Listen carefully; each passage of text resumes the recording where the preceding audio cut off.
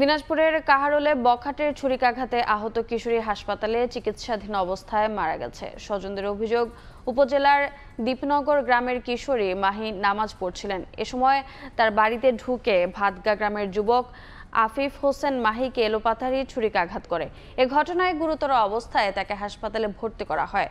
শুক্রবার রাতে মারা যায় সে। স্থানীয়রা জানান, অভিযুক্ত আফিফ মাদক সেবী ছিল। সে প্রায়ই ওই মেয়েকে উত্ত্যক্ত করত। এ ঘটনায় দৃষ্টান্তমূলক শাস্তির দাবি করেছেন এলাকাবাসী। নামাজ পড়া অবস্থায় তাকে পিছন দিক থেকে প্রথমে কোমরে আঘাত করে। কোমরে আঘাত করার পরে তার পায়ে স্টেপ করে।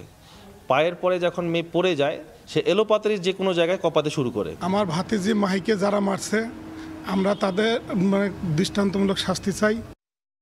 জেলা পুলিশের সহযোগিতায় ওখানে লাশের পোস্টমর্টম করা হয়েছে। ছেলেটাকে আমরা অ্যারেস্ট করি, কোর্টে পাঠাই এবং কোর্টের যে প্রসিডিউর সবকিছু পালন করছি আমরা।